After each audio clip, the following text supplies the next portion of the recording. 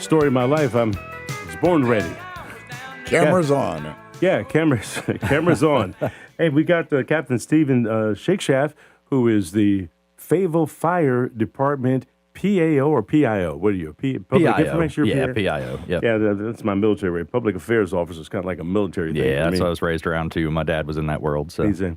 Well, welcome to the show, Graham. And, we're going to have Greg Fisher come up at the top of the hour. Do you have a chance to talk with him? I left a message. Okay. Because you and I got thrown off with the holiday or the break or something about could you come every other week or something. Yep. But it's always good to have you here. Glad to be here. You heard that little tail end conversation that we had there with integrity and all that. I'm not going to just beat this thing down, but law enforcement and fire folks, politicians should be held to a higher standard. In life. Yes, sir. And that's the great part about my job. I don't have to worry about the political fires you like to start, like he said. But integrity in our line of work is paramount. And Chief Dove has said it 1,000 times. If I can't trust you, you can't wear my patch. You know, we have to have that public trust. We're in people's homes at their worst moment. We're in people's businesses. We can't, our academy, you talk about hiring all the time. I tell the recruits when they come in, my old chief, Ronnie Willett, used to say that I'll teach you to be a good firefighter. That's what we do. I can't teach you to be a good person.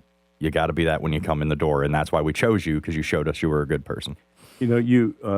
So speaking of your training, how's that going along and where are you in the process? Actually, it's great. I was getting excited to tell you that the folks that we've been working on hiring for so long are officially on board. They started on Monday.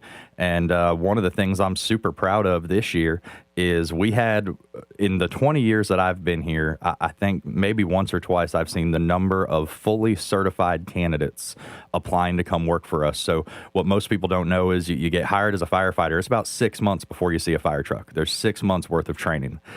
This year, we were able to actually hire several folks that are already fully certified, so we can cut that training time from 6 months to 5 or 6 weeks. And that's saving the taxpayers a whole lot of training money with these folks coming in. And we thank city leadership and council for the investments they've made in us to attract those employees. So we're super excited for that. Who are these guys? We got some Fayetteville, Fort Bragg folks who did some training, or just other fire departments saying, hey, we're going to come to Fayetteville. Whether they were a volunteer somewhere or maybe working for a smaller agency out in the county, we do have a partnership with Fort Bragg and Fayetteville Technical Community College where we have soldiers in our academy while they are in the Army. And then they can come and apply with us and not have to go through it again because they've already graduated our academy through this career skills program. So we have one of those folks in this hire group right now. He went in through the career skills program.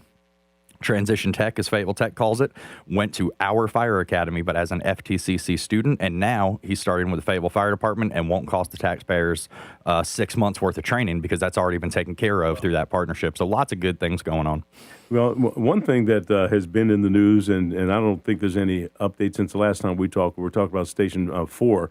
I've talked to the city manager, I've talked with the mayor about it. There's substantial damage there.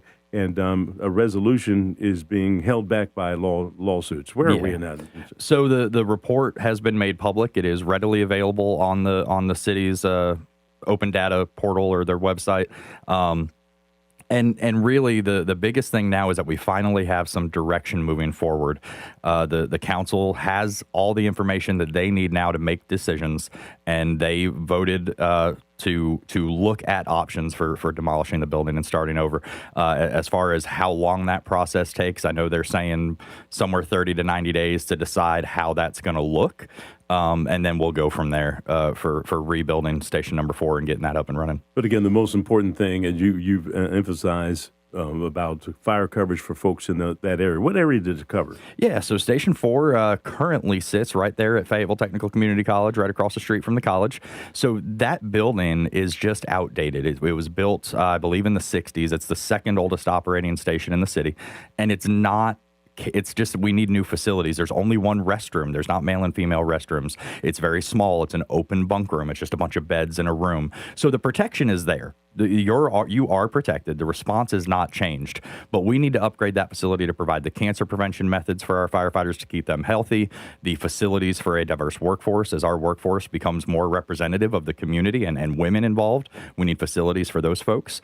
And the other thing is with the opening of 295, moving the building down Bragg Boulevard, our response models change with that infrastructure development of 295, and that's going to help increase in response times that are already above the national standard. So your times are great, your protection is great. It's going to be even better with the new Station 4. Now, I'm a little confused on where it's actually located. Is Station 2 the one right there in Haymont? 2's in Haymont. Right, and that was the one that's always decorated real nice for holidays. And we're looking at remodeling that right now. And so where is this station located? You said Station 4 is right up across the street from Fayetteville Technical Community College. It's on Stamper Road. So when you come out of the college, yes. It's right across from Barbecue Hut is what most people recognize. Yes, where the new 7-Eleven is located. Yes, exactly. Yeah. It's right there. So it's fairly centrally located. But again, as our city continues to grow and infrastructure is developed, 295 has changed the ball game for how we can get fire trucks to different areas of the city. So moving it down Bragg Boulevard a little bit is going to take what is already good and make it even better.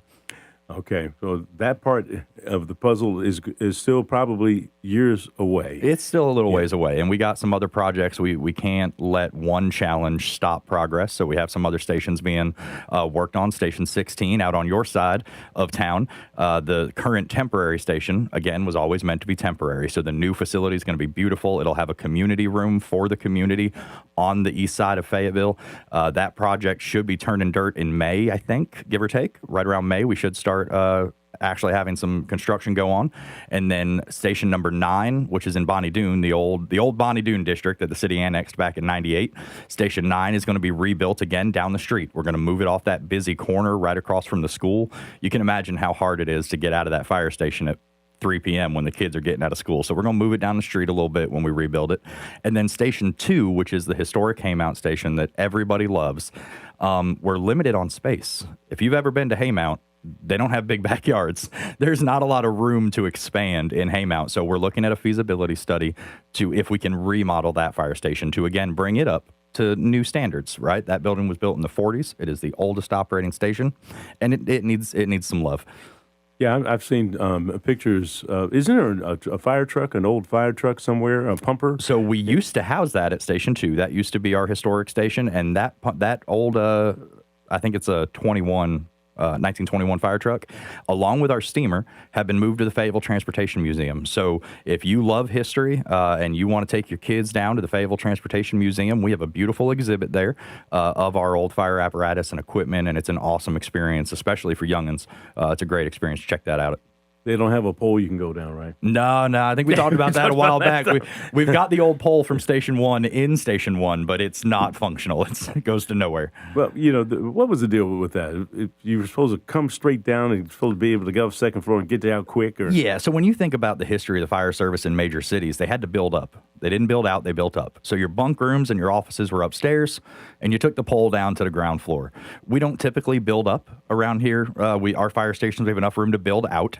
And the poles, you can imagine how many broken ankles happen in fire stations because of the poles. If you have a 3-story house, I mean, that's a pretty long ride. I mean, It's not like you take an elevator. You come down to the second floor, and then you get to the pole that takes you first. You were coming down the pole from the 3rd floor all the way down, and there was an art to doing it so that you didn't slide all the way. And there's a history to the fire pole, and we all love history, but we also love keeping our people safe. So a lot of places had the poles just for tradition. They didn't need them. They just had them for tradition. Well, we're gonna err on the side of keeping our people safe and not breaking ankles. Okay. And the last thing here before we get you out? I can't not touch on for every fire that we have in Fayetteville. Some of you may have heard in the news. We had another fire, loss of life the other day. For every one that you hear of, there are dozens of fires that are avoided because the homeowner or renter has working smoke alarms. So if you do not have and know for sure that you have a working smoke alarm in your home, I can tell you it saves lives every day. Early notification is key.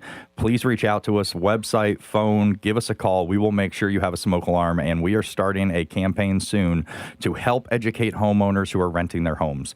If you rent a home to somebody, if you own the home and you rent it out, you have responsibilities as a homeowner, and we're here to help you. We're here to make sure you know what's up. So we're going to start educating not just the residents, but also the owners.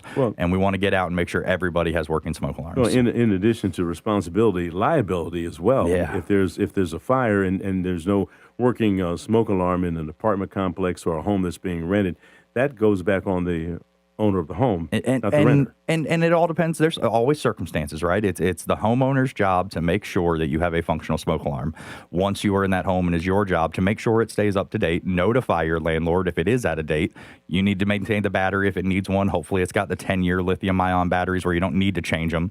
So everybody's got responsibilities. We have spent years, and still to this day, will offer free smoke alarms to our residents. But we want to make sure everybody knows their responsibilities, because some landlords just don't know that it's their job to make sure that that is in there before someone moves in. Stephen SHAKESHAFT, Captain Type. We always appreciate you coming in, and we're back on track now because I got you in the book every other week. You come here after the mayor, and it's like Johnny Carson. If you're out there in the lobby, just come on in. Sometimes you and the mayor interact because there's some things to talk about in terms of what's going on with the city and the fire department as well. And hats off to that DoorDash driver. You heard about that one in Hope Mills? I did. That is awesome. Yeah, early detection. You remember she said, "Your house is on fire! Your house is on fire!" If my understanding is the fire was like in between the wall outside, so it wouldn't have set their smoke alarms off. It was burning up the wall where it wouldn't have set the alarms off. So but she God saw the bless, smoke. Yeah, Yes. yeah. God bless her for recognizing that, and we need more community heroes like that. Everybody plays a part. All right, Stephen, good to see you. We'll see you in 2 weeks. Yes, sir. We'll be here. You're listening to News Talk 640 WFNC. We've got Fayetteville's most dependable forecast right now with Rachel Dunsey. Thursday morning is starting out with cloudy skies, but will become partly cloudy through the end of the day with a high of 75. Overnight will be mostly cloudy with a low of 63, and Friday will be mostly cloudy with off and on rain and a high of 80. We will continue to see a blend of sunshine and clouds, but then breezy southwest winds will keep temperatures warmer than average, but we are tracking another cold front on Saturday, which will bring us rain and cooler air next week. That's your Fayetteville forecast. I'm CBS 17 meteorologist Rachel Dunsing. All right, Rachel, thank you. Right now, the temperature across the board, 58 degrees, Fayetteville, Hope Mills, and also at Fort Bragg. You're listening to News Talk 640 for WFNC. When leadership works for the people, communities grow. That's why I'm stepping up. This is Terry Thomas, candidate for County Commissioner District 1. Public safety, youth opportunities, growing our economy, dignity for families and seniors, and clean, safe water. These aren't just talking points. I believe in transparent, people-focused leadership. Please vote Terry Thomas, a reliable voice for Cumberland County. Paid for by the committee to elect Terry Thomas. Paid for by government. The 1986 to 2021 United States Silver Eagle, the first ever U.S. silver dollar minted in 99.9% pure silver and is the best-selling coin in the world. These original and historic silver dollars have ceased production forever. They will never be minted again. For a limited time only, full-pound bags of original U.S. government-struck silver dollars are being released to the public. You can own a full pound of original U.S. silver dollar coins featuring Lady Liberty and the heraldic eagle, never to be struck again. Guaranteed. Call now to secure original United States Silver Eagles by the pound. The first U.S. silver dollars ever to be struck in 99.9% pure silver. Plus, receive a free bonus, an American Collector's Pack valued at over $40 and free shipping with every order. Call 1-800-560-6468 now to secure your full pound bag of United States Silver Eagle coins before they are gone. That's 1-800-560-6468. Visit Valley Auto World Volkswagen for special offers on multiple models. Through March 2nd, qualifying customers can lease a 2026 Tiguan for as low as $289 a month for 36 months. Finance a 2026 Atlas with an APR as low as 2.9% for 60 months. Or get a $3,000 customer bonus if you qualify. For offer details, call 1-800-264-3212 or visit ValleyAutoWorldVW.com. $5,000. That's the average amount of money people in the U.S. are now spending on gas in a year. $5,000. That's crazy. If you drive, you have to download Upside, the free app that gives you cash back every time you get gas. That's right. You can earn real cash back with Upside just by buying the gas you're already buying. You can literally start earning cash back today. I use Upside every time I fill up, and I've already made around $200-300. You're putting gas in your car anyway. Why not get real cash back? If you like free money Download Upside. I'm saving the cash I earn from using Upside to help pay for a vacation later this year. Download the free Upside app now to earn cash back every time you buy gas. Use promo code COIN to get an extra 25 cents per gallon on your first tank. You can cash out anytime right to your bank, PayPal, or a gift card for Amazon and other brands. Just download the free Upside app and use promo code COIN for a 25 cents per gallon bonus on your first tank. News Talk 640 WFNC, top of the hour. We've got national news right here at 640 AM. Serving Fayetteville, Fort Bragg, and the entire Cape Fear region. AC's News Talk